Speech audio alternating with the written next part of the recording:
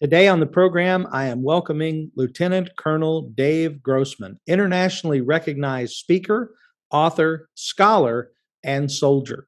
You do not want to miss this episode. Conversations with a Calvinist begins right now.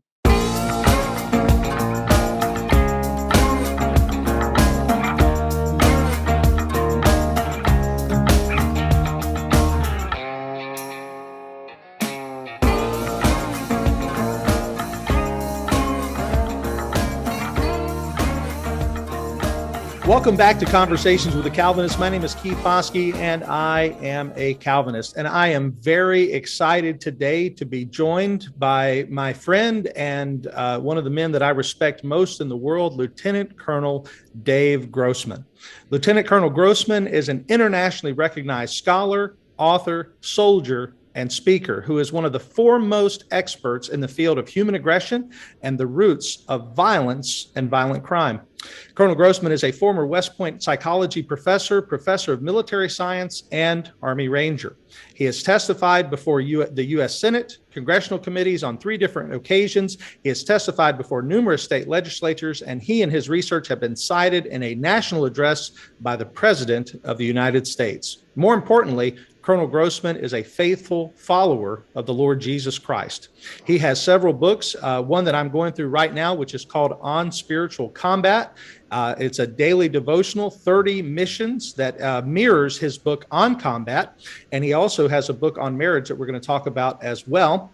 And on a personal note, several years ago, I reached out to Colonel Grossman. I told him who I was, that I was a pastor. I was also a self-defense instructor, and he welcomed me to his Bulletproof Mind seminar in Jacksonville, Florida, where he was giving it to Jacksonville Sheriff's Office. And I got to go in and sit through 8 hours of training that literally changed my life. So I was thankful for him and all that he does. And I'm thankful for you being on the program today, sir. Hello, Lieutenant Colonel Dave Grossman. Praise God, and thanks, Keith. And I'm grateful to you and to your audience. You know what? I always try to begin the podcast with just a minute to recognize what an amazing process is happening right here. When I was a kid, we had 3 networks, 1 or 2 newspapers in each city, and maybe a half a dozen national magazines. And if you didn't get in there, your voice didn't get heard.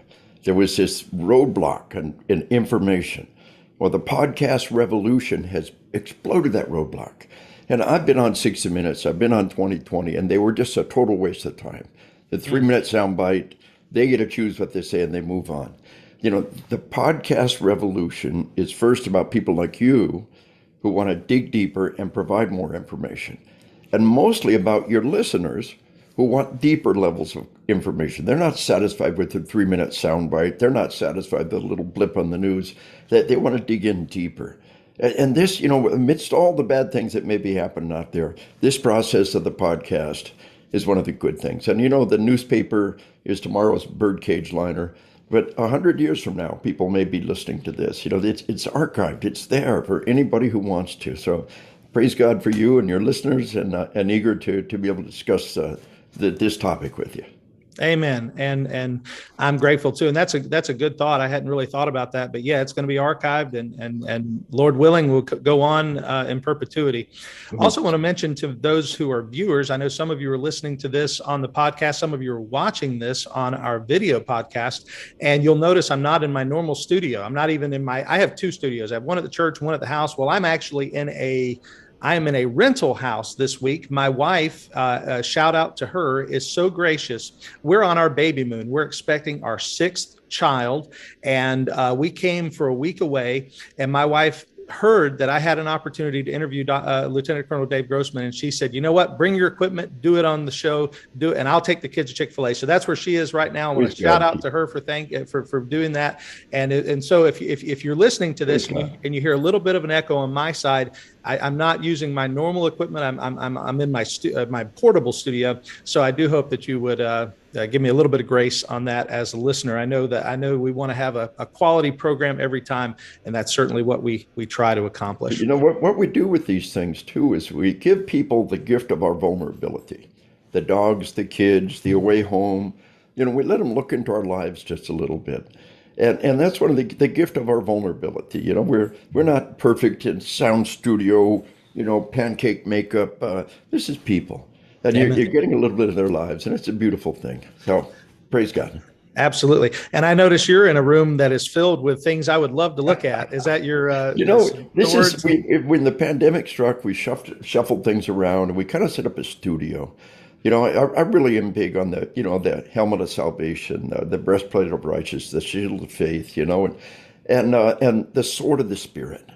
And so, what other people think of as weapons of war, these are tools of spiritual warfare and physical defense. And anybody's seen one of my presentations, I wrap it up at the end of the day with love. It's all about love. The opposite of evil is love. Evil is the absence of love, just as darkness the absence of light. So we Amen. take these things that are instruments of war, the helmet of salvation, the breastplate of righteousness, the shield of faith, and we take these things and we give them a new light. And even when we do use actual weapons, we're using them in benevolent violence. We're using them to save lives and to protect lives.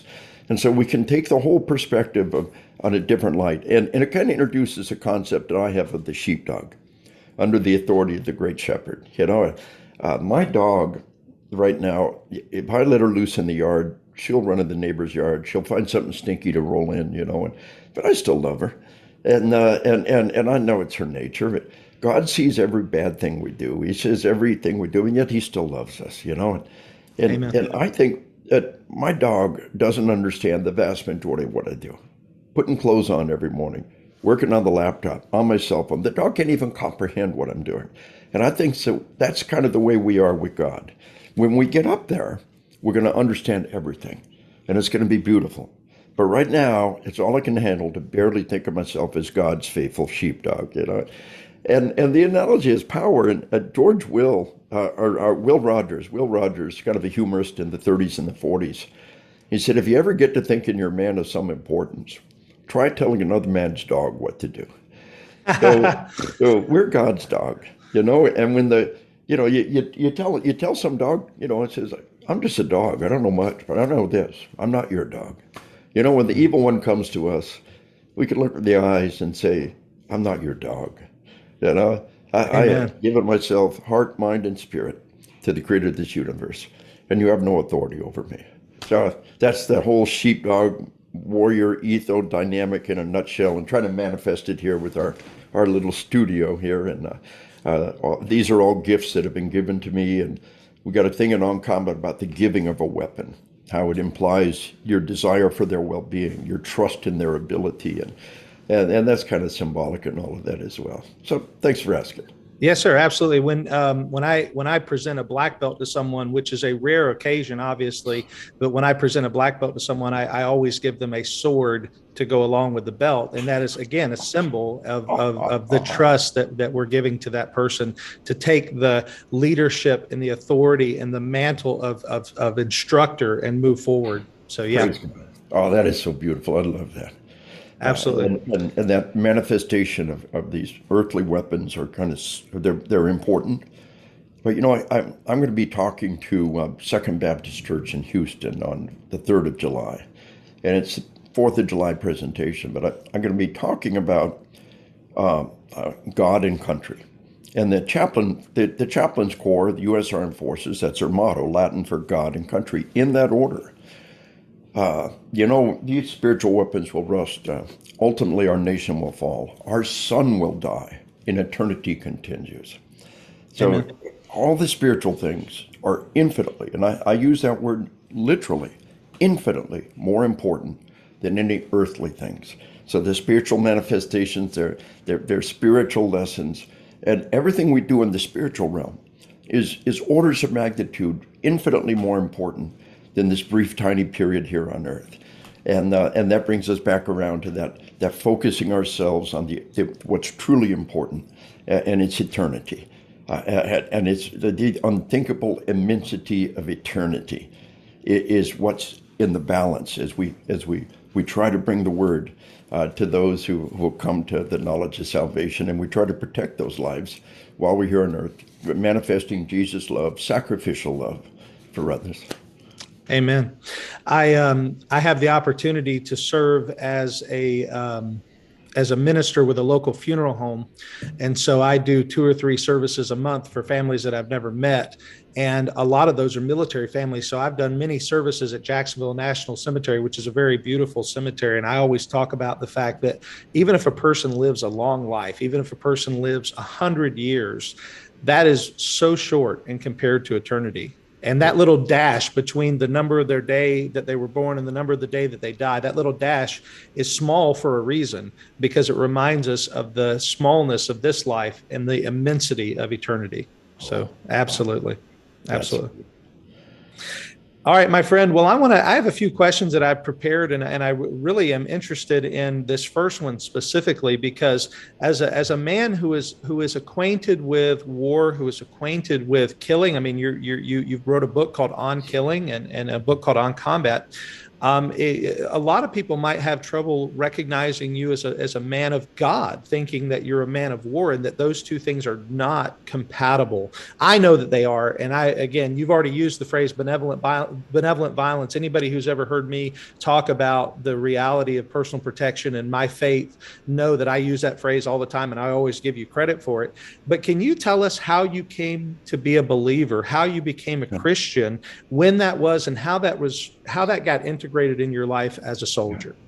Well, I married a wonderful Christian girl, my bride at 47 years now, my high school sweetheart. She was 15, I was 17 when I proposed to her. I tell people we are from Arkansas, right? And 2 years later, she married a crazy Army paratrooper, and she grew up in the church. And she had a deep and abiding faith, and she had a grandmother who she knew was praying for her by name every day. And, pretty girls, the Lord used pretty godly women to bring more people to the Lord than anything else out there, I think. But I had this sense that I'm a soldier. It's all I've ever wanted to be. I grew up in the martial arts. I turned 18. I enlisted. In the first grade, I remember the teacher saying, "What are you going to be when you grow up?" And I'm going to be a soldier, and this idea that you can't be military, you can't be law enforcement, and be a Christian. You don't understand how much harm is done by that. How much harm is done by thinking, well, our military is wrong and our cops are all wrong, and this is evil. The harm that's done by that. The people who think I can't be a soldier and be a Christian, I can't be a cop and be a Christian, that's terrible, harmful. And that was in me. I had taken this. The world shows somebody waving a black book and shouting, "Thou shalt not kill." So I'm a young sergeant in Fort Bragg, North Carolina. It must have been about 1975, 76. I'm going to night school to get my 2-year degree to go to OCS. My life's goal was to be a paratrooper, a sergeant, and to go to OCS. And one of the night classes I took was a philosophy class. And the professor was a pastor at a local church. He had a PhD in philosophy from Duke University, but he was a pastor. And he really brought me around to my understanding that being a Christian was the reasonable and right and appropriate thing. I came to the Lord with my head, and he made it clear that it was completely appropriate to be a cop, to be a soldier. And he showed me the verses, and how many people go to college and are drawn off to the world by some humanist professor. With me, it was just the opposite. I came to the Lord with my head, and I've been following my heart for a long time. I tell people, if you even think it might be true, that's a little seed of belief. And you plant that seed of belief and ask for more belief.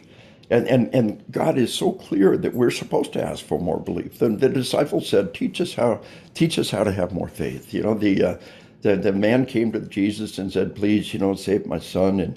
And he said, if you have sufficient faith, anything can be done. He said, "I believe, help my unbelief." Boom. That's all he asked. That's all Jesus asked. Boom, he went and saved the man.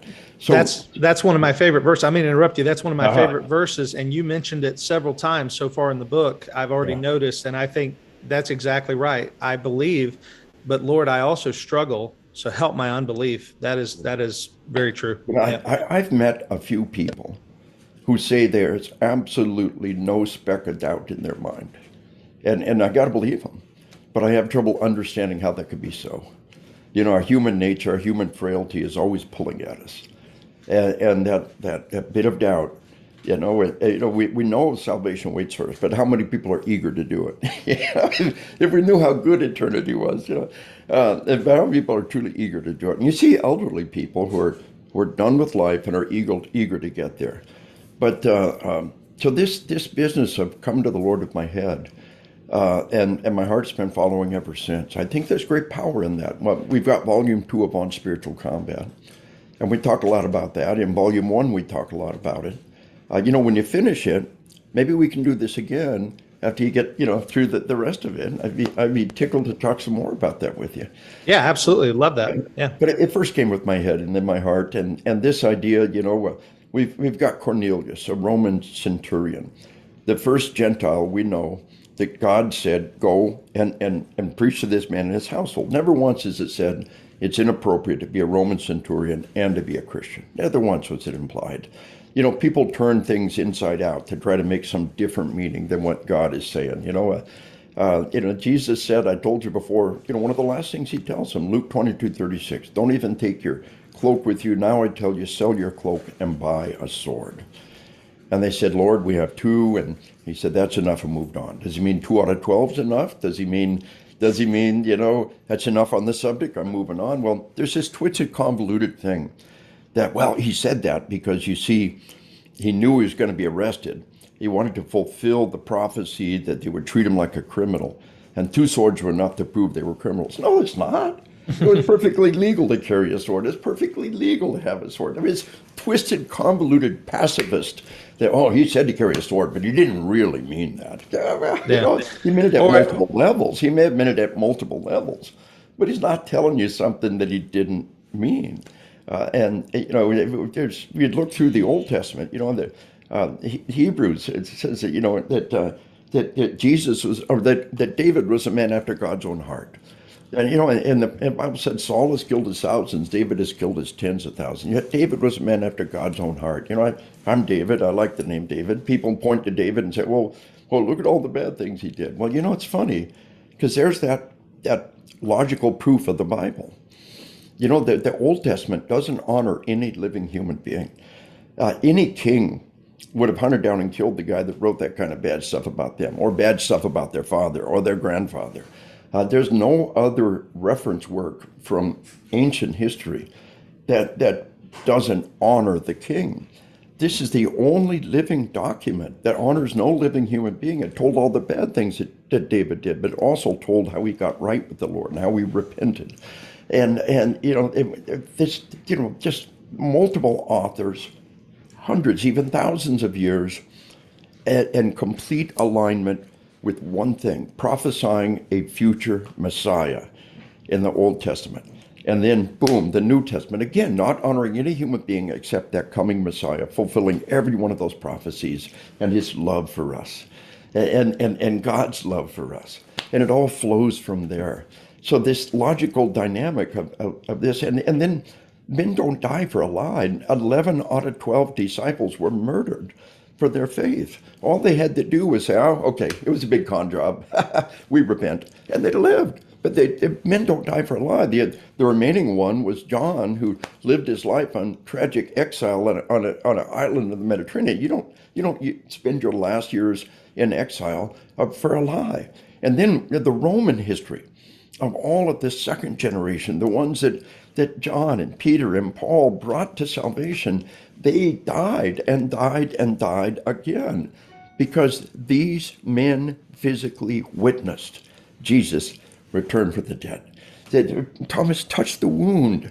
They witnessed it and they reported it. We have 4 different literate witnesses who collected the information and made it to us. This is not Muhammad on an island, writing it down himself. I'm sorry, this is not, the father of the Mormons who suddenly has a revelation and writes it down himself. This is actual historical fact that is recorded by God with multiple, there's nothing in that era has as many witnesses. The existence of Socrates and Aristotle is less proven and has less witnesses than the existence of Jesus. just your head, when you begin to grab these things, it is the only logical, rational choice.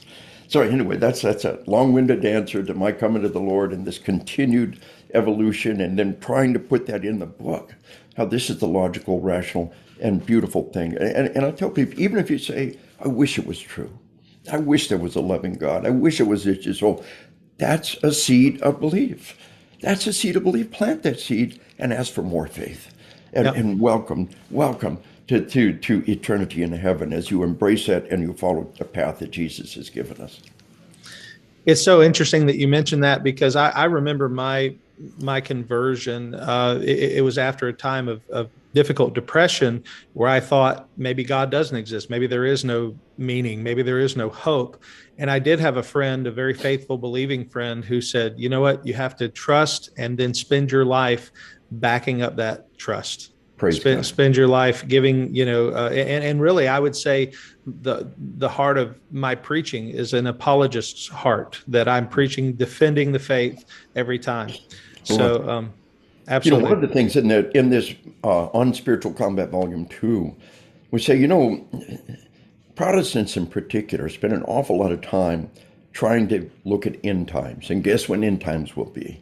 When we're told no man can know the hour, it's almost wasted energy and wasted time. And we say that, that we got a lot we can draw from the Catholic faith and their study of the martyrs.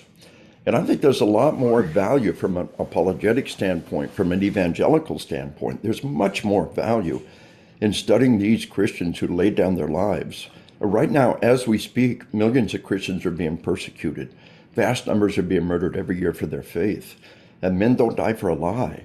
And here we are trying to guess when the Lord comes again, which serves no real value, when we should be focusing on this proof. And it kind of comes back to the whole pacifism issue, to tie the knot on this pacifist, thou shalt not kill. Well, every single Jewish translation of the original Hebrew translates, you shall not murder. It's very clear from the context that they're talking about murder. But one of the modern translations translates, you shall not murder. Thou shalt not kill, in the King James Bible, came out in the year 1611, over 400 years ago. Maybe a Hebrew word, maybe taken out of context and badly translated, but go to where Jesus I think it's Matthew 19:18 is running through the commandments, and Jesus says, "Thou shalt do no murder." King James, translated from the original Greek. It's not about killing. It's about murder, unlawful killing. And we spin off with this, if you will, maybe just a little bit of a weak translation thing, horribly out of context. And we run with this simplistic misrepresentation when the reality is so straightforward, you shall not murder. And those who fight to preserve innocent lives have never received anything but the highest honor. I use the example of World War II. Now, did all of the pastors and priests and ministers and rabbis and chaplains in World War II, did they all preach, thou shalt not kill, thou shalt not kill? Then the war began, they said, we changed our mind, kill those guys. It's cool. No, that's not what happened. They weren't all hypocrites, they weren't all liars. They all knew, you shall not murder. And they stood behind those who fought the evil of Nazi Germany. If all those pastors and priests and ministers and rabbis had stood up and said, no, you shall not kill, well, the Germans would be ruling us right now. And the truth is so much more powerful and appropriate from this simplistic Hollywood misrepresentation. And that's that apologetic dynamic of helping people understand the full message, the full word. Absolutely. Absolutely. I want to ask you another question. This is a little bit of a change of topic, but continuing on the same vein. I remember when I got to come to your Bulletproof Mind seminar, and it was such a wonderful, it was 8 hours of sitting and listening to somebody talk, and I never got bored one time. I never lost my place. It was just wonderful. When did that begin? How, looking in your life, I know that it says you retired in 1998. Yeah. How quickly did you start seeing your calling to teach men how to survive violent encounters? Because that's what I took away from it. This is about survival. Yeah. Well, it goes back to my first book. It's 1974, Private Grossman, enlisted in the Army. I'm in the 82nd Airborne Division. There's Vietnam veterans all around us. And I'm a guy who spent his whole life asking questions that other people didn't want to answer. I'm the guy looking under rocks. I'm the guy saying, why do we do this? What's behind this? And we wanted to know what combat was going to be like. And they wouldn't say. It was like this taboo. I tell people, it's like if somebody said, hey, tell me about the sex life. How you and the wife doing? What position you like? How often you do it? You wouldn't even ask that question. But if a scholarly study was taking place and you're being surveyed, you might tell. You might even tell the truth. So, some fellow soldier asking about their combat experience, they didn't want to tell. So fast forward, I go to OCS, I get a degree, on the Army's time, I'm doing good. I've been selected to teach at West Point, and I've been selected to teach psychology at West Point. This is God pounding a square peg into a round hole. Psychology. I'm a military historian. I'm an Army Ranger. I don't want no stinking psychology. So I said, I will study the psychology of killing, not homicide, but lawful killing, cops and military.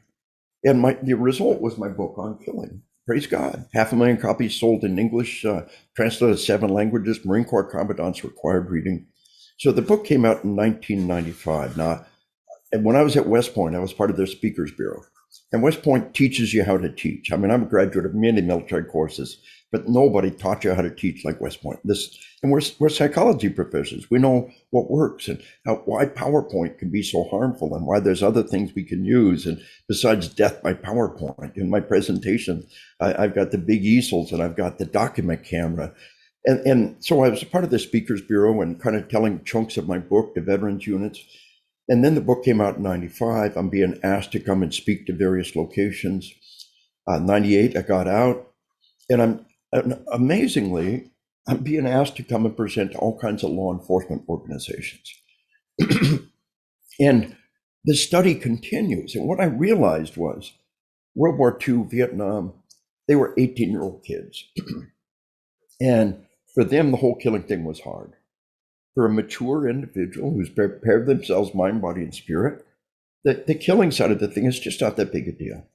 And some people are offended by that. Well, they want people to be destroyed by killing. Well, I'm sorry, it's not true. The folks who came home from World War II, they weren't destroyed by what they had to do. And prior to 9/11, prior to the invasion of Afghanistan, the only ones in combat every day were law enforcement. So I'm tapping into that information, and I put it all together in my book, On Combat. An early draft of On Combat was ready. My son deployed to the invasion of Afghanistan. My son's Air Force Spec Ops with 9 combat tours. And the book I literally wrote for my son going into his first combat was an early draft of On Combat. So that's kind of my scholarly history. That's On Combat. And then it's always evolving. My presentation is evolving. Constantly new research, new data, studying other people, adding, as I sit here right now, I've got half a dozen, I put things under a document reader, and I've got half a dozen crimes happening around the world. In France, a man with a vehicle murders 80 people and wounds 400 with a vehicle attack. We're not even thinking about that. We think, we'll get rid of the guns. We've got a case in China where a group of people with knives murder 30 people and wound 120 with knives. We've got daycare attacks and we've got nursery attacks in China and Japan with knives. We got one in Belgium. I was called to the White House as part of President Trump's roundtable on violent video games. I gave him a copy of my book, Assassination Generation. Really, as we sit here right now, we just had that terrible massacre in the school in Uvalde. But my book, Assassination Generation, talks about that. I was invited to the White House again and gave a copy of the book to Vice President Pence and gave him a copy of the book, another gracious, impressive man. And as these terrible crimes are rising across America, I've been saying it's going to happen and why it's happening and how we teach soldiers to kill and what the military does to teach soldiers to kill and how the video games are doing the same thing to our kids. And suddenly, again, God pounded a square peg into a round hole, and here I am talking about all these things, teaching all the cops. They embrace what I do, constant interactive feedback loop, latest research, continued work, and praise God. And the capstone is on spiritual combat. I'm 65 years old. I pray I can keep doing this for another 20 years. Things are bad. The wheels have come off the bus. Violence exploded like nothing we've ever seen before. The whole defund the police is the most evil and goofy conspiracy theory of modern history. The idea that the cops are the bad guys. Romans chapter 13. If you don't want to fear the police, then obey the law. It could not have been put more clearly in God's word. But this idea that the law is illegitimate, I don't have to obey the law, the terrible, terrible price we pay for that. Here I am in the middle of all of this, getting the latest research out there, the latest data out there, but I hope I can do it for another 20 years. But the Lord could take me home tomorrow, and with On Spiritual Combat out, I feel like I've been able to close the loop with what's the most important thing, infinitely important thing, not saving lives, although there's nothing here on this earth more important than that, but saving lives for eternity, to bring people to the knowledge of salvation. Again, the book On Spiritual Combat is kind of the capstone of this whole evolutionary movement for me. Does that make sense? Does that answer the question? Yes, absolutely. And that leads to what I was going to ask next. And that is, how did the Bulletproof Mind turn into what you now do at churches? Because correct me if I'm wrong, you do seminars in churches about violent crime. Tell us a little bit about that. Well, we teach church safety. I've always done a little bit of that. I've always done, we've always had some church security people that pop in or that we talk with or we communicate with. And a wonderful godly friend of mine by the name of Jimmy Meeks, he put me and Carl Chin together, and Carl Chin now has got the Faith-Based Security Network. And we did over 100 Sheepdog House of Worship security team training. And Jimmy Meeks and Carl Chin and I, we tag teamed them, and it was really, again, God just putting me in a direction, saying, here's where we want you to go. The door was open, and the people who are going to provide security for a church, they need to know about slow motion time and auditory exclusion and tunnel vision, the things my cops need to know. The killing, the stuff in on-killing is academic. The stuff in on-combat is what's really important.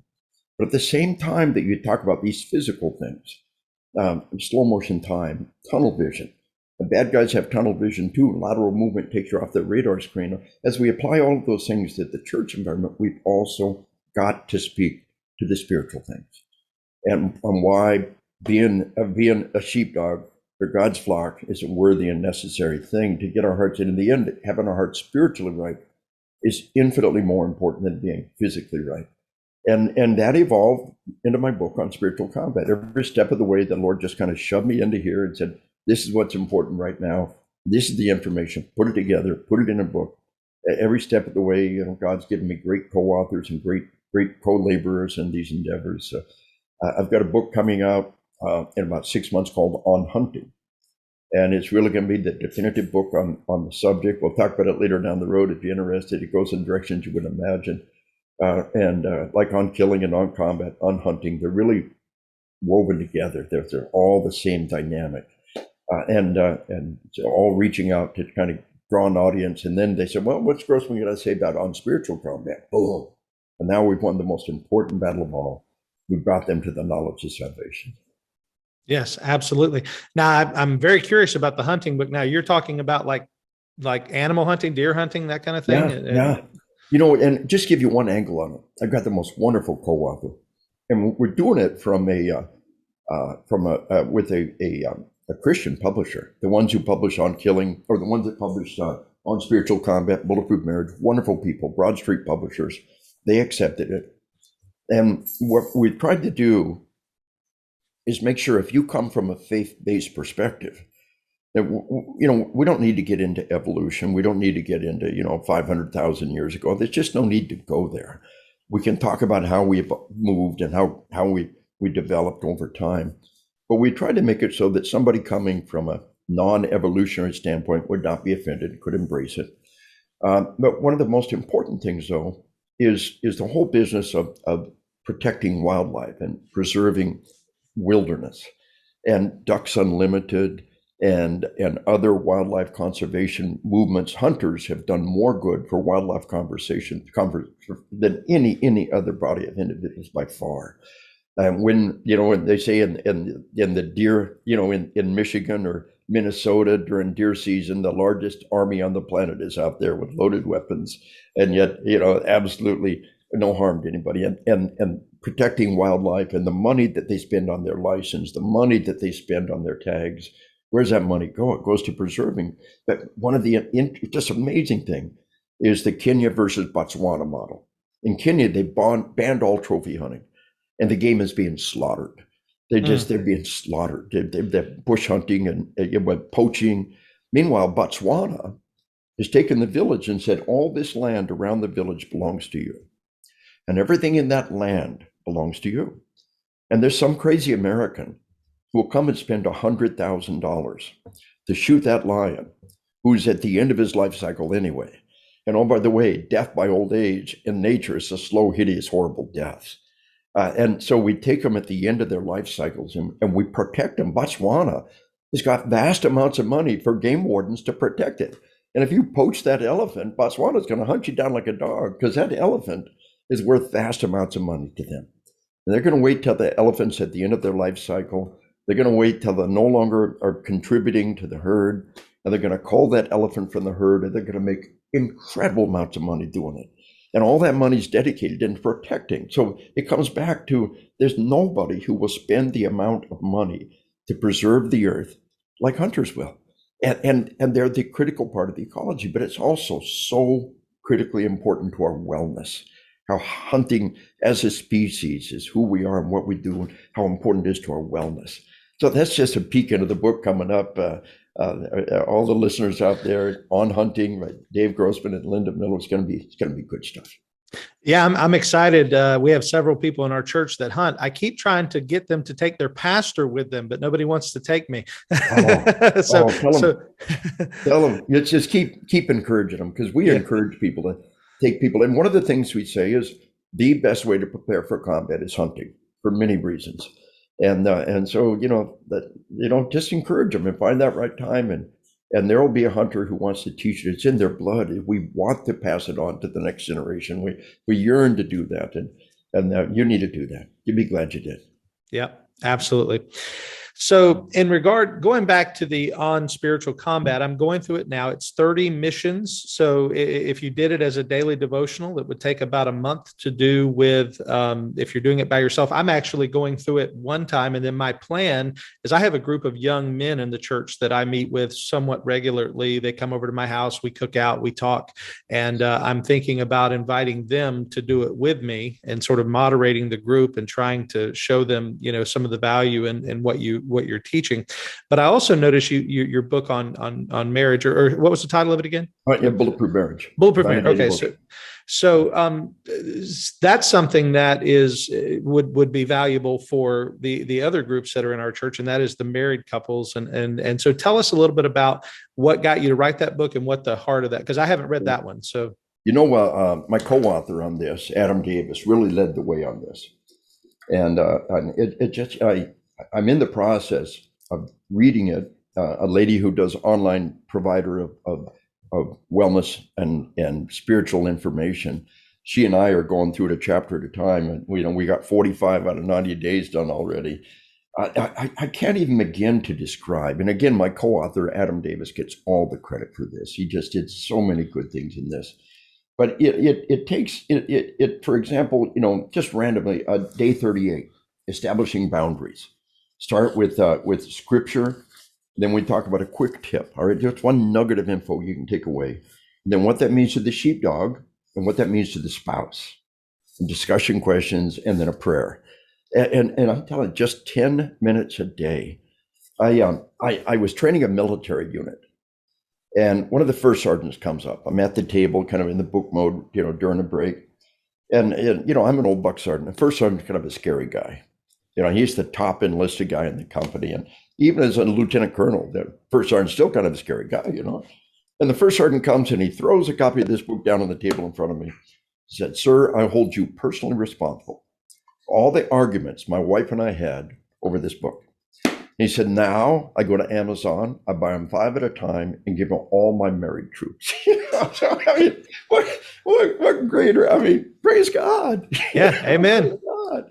And we get people say, we went through all 90 days and then we went through it again. because we say right up front, my co-author says right up front, there's so much in here, you won't be able to grab it all on the first time too. Go through the first time, you get the low-hanging fruit, grab the things that apply, and then go through the second time and dig in deeper. And you look at the reviews on Amazon, you see people saying, we did that. And we went through it twice, and what depth of meaning it had for us. And just a little nugget every day. Just nuts and bolts of things you can't imagine about sharing information with each other, about not speaking ill of each other, about communicating. One of the things I tell everybody is on the phone, in front of all your friends, tell your spouse you love them. They'll be suspicious the first couple of times. But if you knew it was the last thing you ever said, if you knew that was the last time you're ever going to speak to them, that's what you want to say. So many cops die, and their last word, tell my wife I love her. Well, tell her now. A cop was murdered in Toledo 3 years ago. Last word over the radio, tell my family I love them. Well, tell them now. Don't miss that opportunity. Stay focused on that. The most important thing, your job will pass. Your kids will get up and leave. But your spouse is there for the vast majority of your lifetime. After salvation, there's nothing in the world more important than your spouse and your relationship with your spouse. And you must invest in that from the very beginning. And that's really the heart and soul of what the book is about, is getting yourself focused. After salvation, there is nothing on this planet more important than your spouse, the only one that will be there for you all the way through.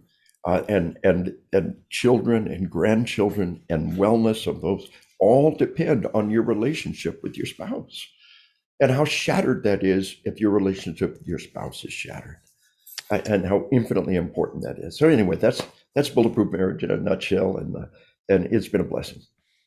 It's interesting you mentioned about telling your family that you love them. My father was he's a Vietnam veteran.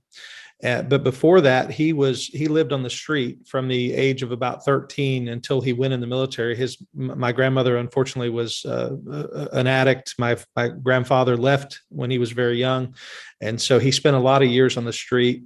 And he went into the Air Force, spent time in Vietnam, came home. And when he had me later in life. He had me around 30, 35 years old, I guess, was when I was born. But I don't remember a day that my dad didn't tell me he loved me. And he stressed to me the importance of that I love you. There's a song, Conway Twitty, I think, sang it. That's my job. It's about, and I can't listen to it without crying, because that's my dad. He told me when I was a kid, he said, my job is to take care of you till I die. And I love you. And that we have a special relationship, a special bond over that phrase. So certainly within the bond of marriage too, but within the family, I never had to, one of the things I hear a lot of people say, they say, I have trouble thinking how God can love me because they didn't have a good father. I had a good father, and I know how God loves me because he loves me better than my dad, and nobody loves me better than my dad.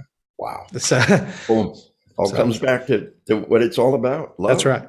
Love God and love others. That's it. That's our mission in a nutshell. Yeah. Amen. Well, I want to begin to draw to a close. I appreciate your time, but I do have a couple of other questions I want to ask you since I have you here. Knowing that you've given these conferences at churches, knowing that you've trained churches for the unlikely but still very serious threat of someone coming in. And I say unlikely only in the sense that statistically unlikely, but still very serious and potential. It could happen anywhere. No one thought that church in Texas was going to be attacked. Thank God there was a shooting instructor who had the capacity to stand up, make a 20-foot shot to the head, stop the guy. I always say that guy is a stud. That guy's a hero, because he didn't fear. He took him immediately. But what are some of the dangers that you see in churches that are either unprepared or they're prepared the wrong way? What's some advice you could give to a young church? The best analogy in schools, and dear Lord, none of these school killers have come from a Christian school, not one.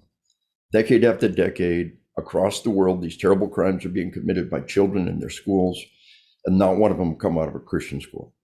But don't think that doesn't mean somebody won't attack that Christian school. There's people out there that get double points for attacking that Christian school as far as they're concerned. And we've got to keep them safe. But when we talk about this, the analogy I use, and I think it's very powerful, is about how we prepare for fire. Every little church building has a fire extinguisher. And every modern building has fire sprinkler system. One of the most expensive things in the building, the fire sprinkler system under pressure for the lifetime of the building.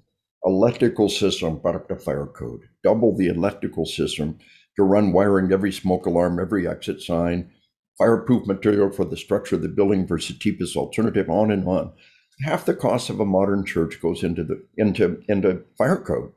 Can we not spend some money on the thing that's more likely to hurt people? We've not had a single kid killed by school fire in American school in over half a century. But every year kids are killed by violence. And every year more people are murdered in faith-based environments than faith-based property than schools. Carl Chin has faith-based security network, and I recommend it very highly. fbsinamerica.com, faith-based security network.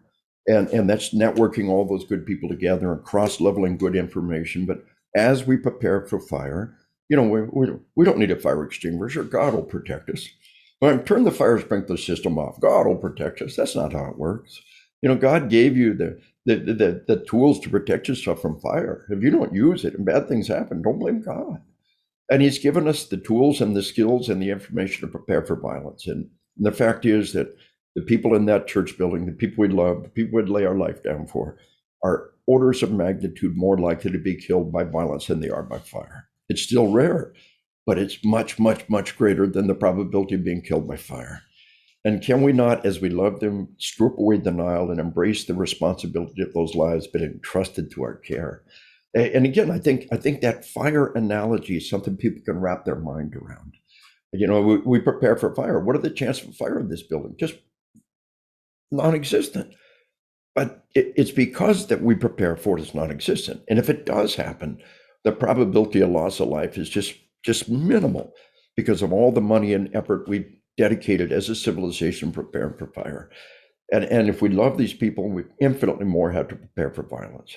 And maybe the critical component is to know that if the cause of your trauma is human in nature, the degree of trauma can be more severe and long lasting. So a fire hits a house, puts your family in the hospital. How do you feel about that? Well, thank God they're all alive. Criminals break into the house, beat your family into hospital state. Now you feel all the difference in the world. Yeah, there's a personal anger and frustration and what could I have done and all those things. Yeah, absolutely. And so that's that dynamic of not only is violence a thing far more likely to harm them, it's far more likely to psychologically harm them. Not to cop a pity party on it or anything, but recognizing how important it is to prepare for that. Sure, absolutely. And just thinking about, I've spent quite a bit of my life. It's funny. I always say that the one thing I've done longer than anything is been in self-defense. And, I've been a karate student, martial arts student, 27 years. And I started when I was 14 years old. And I started because I believed that, one, I didn't want to be a victim. And two, I didn't want to see other people be victims. I had watched family members be abused. I'd watched other people be abused. And it's interesting that you mentioned, I remember firemen coming to the school and teaching us to stop, drop, and roll. But I don't ever remember anyone coming to the school and teaching us how to deal with a violent assault or talking to us about situational awareness, avoidance, verbal de-escalation, escape. Those are the things that I teach. So I call it SAVE, S-A-V-E, situational awareness, avoidance, verbal diffusion, and escape, because that should all take place before a physical encounter ever happens. We're recognizing in those things. So anyhow, didn't mean to get into all that, but these are, this is my heart. I don't want to see people injured. I don't want to see people hurt. I don't want to see people victims. And the National Rifle Association, which is where I'm certified to teach firearms, does a program called Don't Be a Victim. And I do think that's a good program as well for individuals.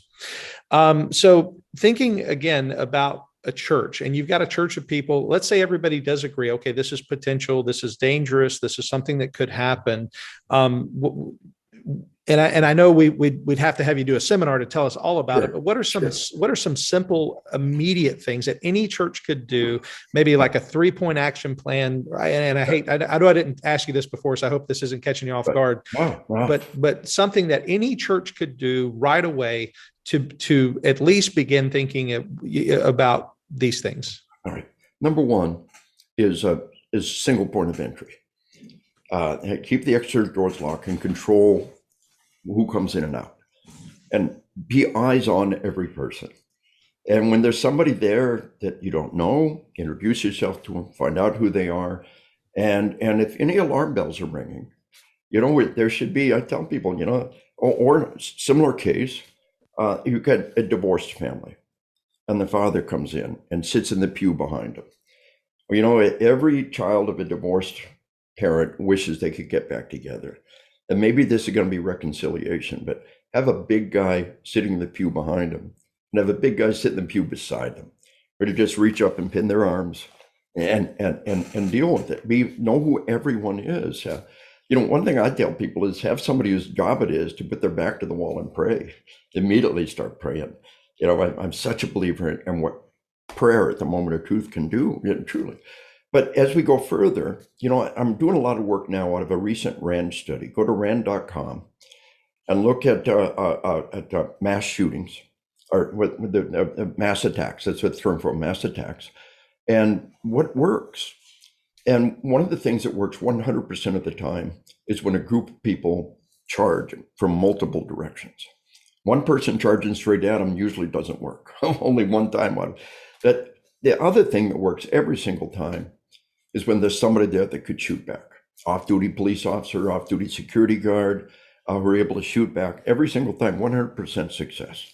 So as you move your way through that continuum of being aware of who's there, of being ready, of having the big guy ready to jump and tackle them, having a group of people who are going to jump and tackle them, the next step up is just to have a few carefully selected individuals who are concealed carry in your house of worship.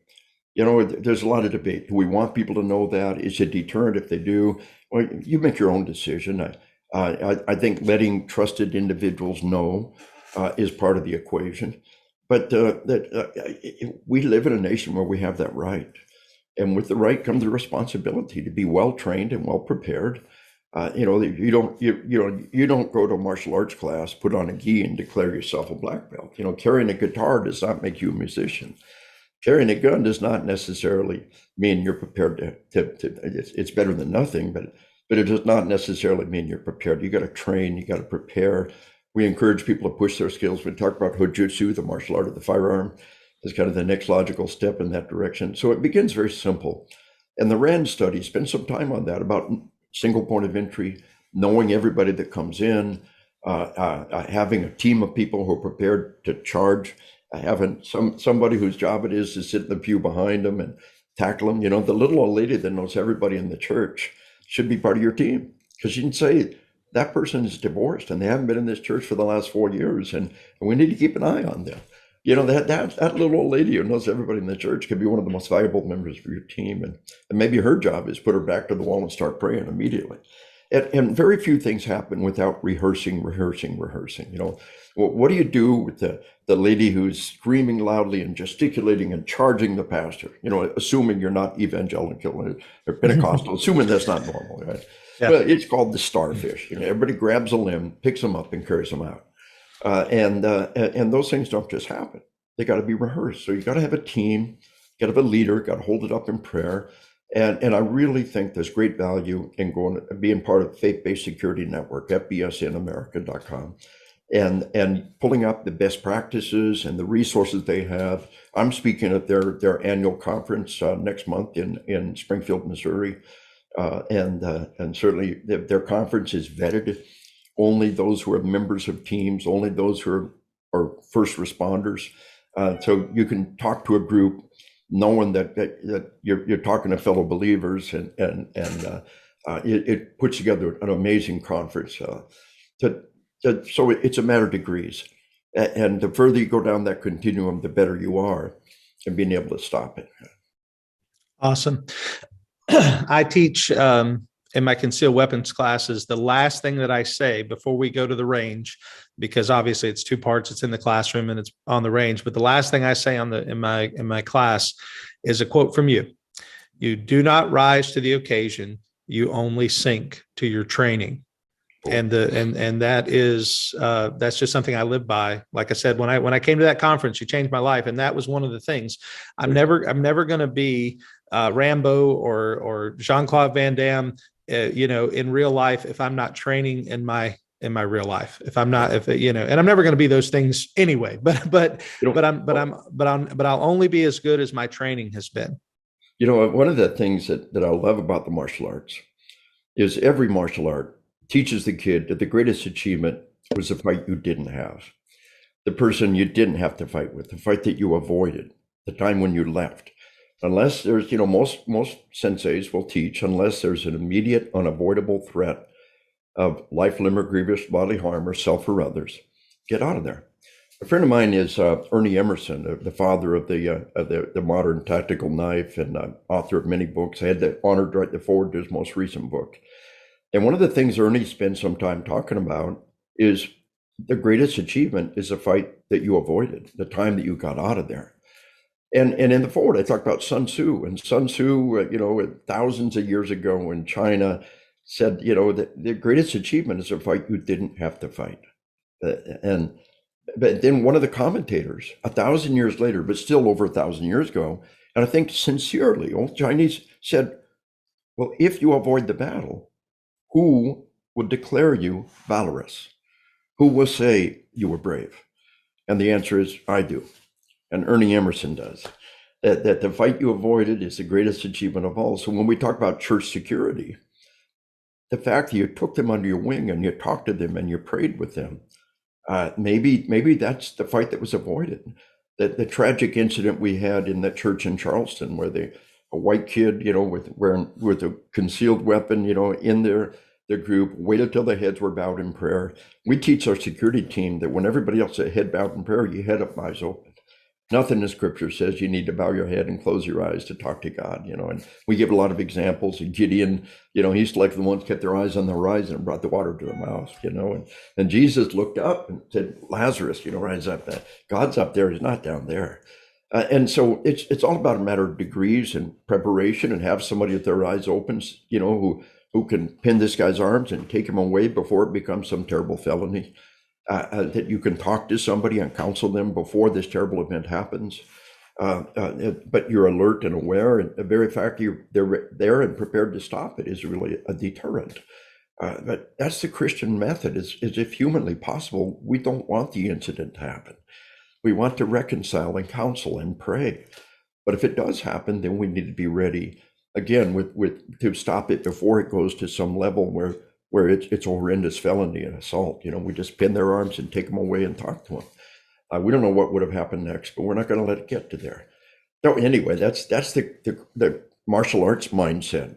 A friend of mine has a son who may be bullying. She's not sure. I said, well, take him to the martial arts. You guys get involved in martial arts. The best thing you could possibly do to teach him to use his skills appropriately and to not be a bully.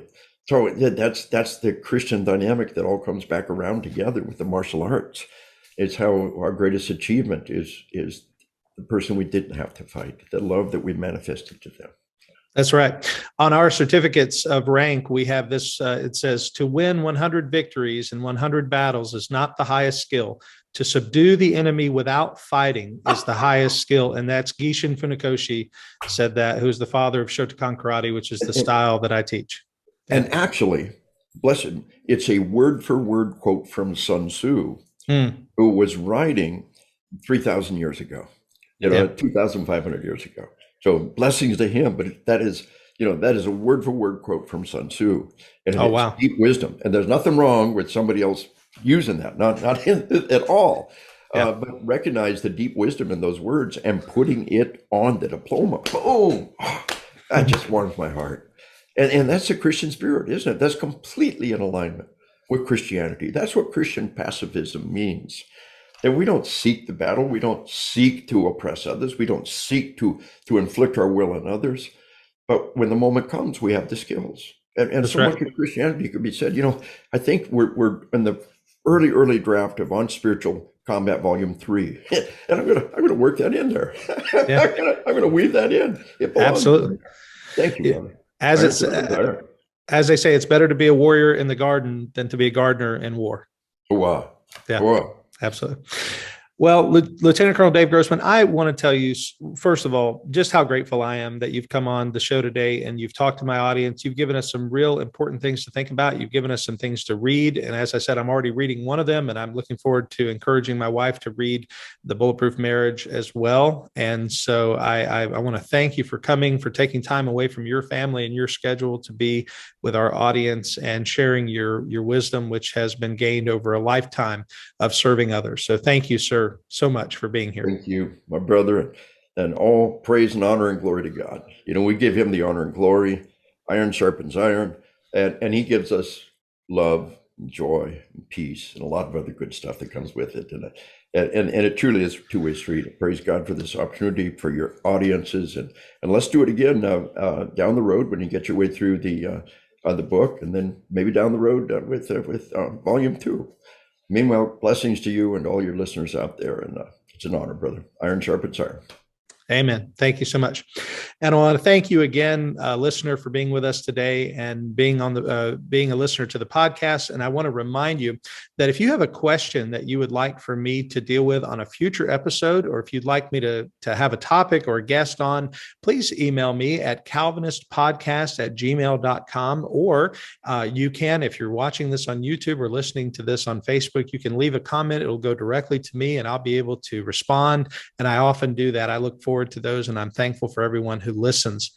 And I'm thankful for you giving your time to this podcast today to listen to us talk. And I do pray that we would be a people who are concerned with the safety of others, concerned that others would not be victims, and that we would be those who would stand in the gap, who would stand up for others, and who would be the ones who are truly, as Lieutenant Colonel Dave Grossman says, civilian sheepdogs, men and women who stand out there in the gap for those who are unable to protect themselves. So thank you for listening to Conversations with a Calvinist today. My name is Keith Foskey, and I've been your Calvinist. May God bless you.